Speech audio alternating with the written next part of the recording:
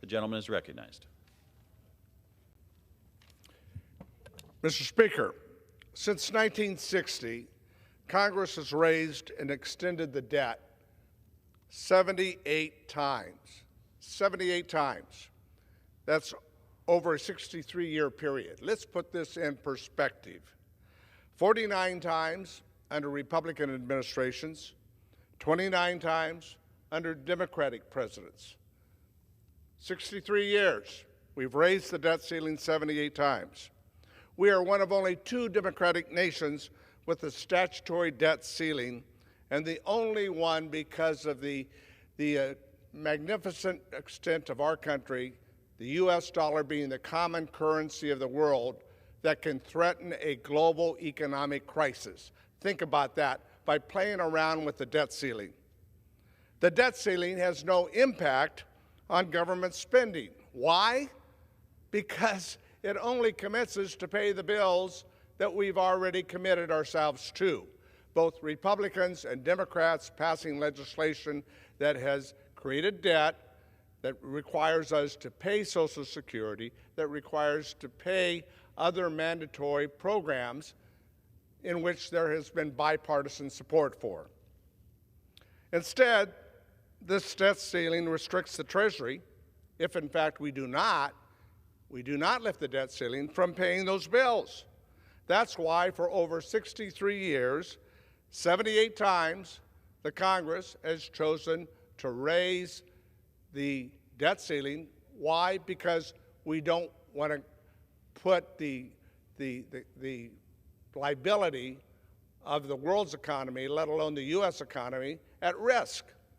And we don't want to be deadbeats, right? I think most Americans feel they ought to pay their bills.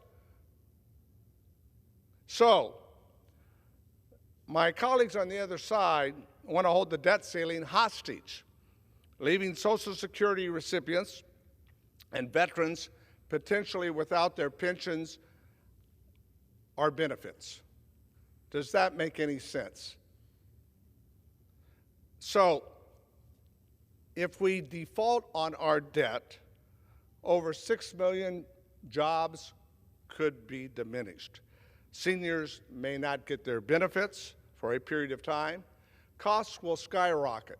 Some economists indicate we could put $12 trillion at risk of American savings if it were extended in this gamemanship, this attempt to stare each other down on whether or not we lift the debt ceiling. That makes no sense. That's risky business. So we ought to raise our debt ceiling and pay our bills. And I think there is common agreement that we ought to get our debt under control. As a blue dog, our focus and purpose of being is in the area of fiscal responsibility. As a matter of fact, the last American president that balanced the budget was President Bill Clinton. That was a while back ago. So I think that there is common bipartisan agreement to focus on waste, on fraud, and abuse. I mean, those are the buzzwords, right? If we could only focus on waste, fraud, and abuse.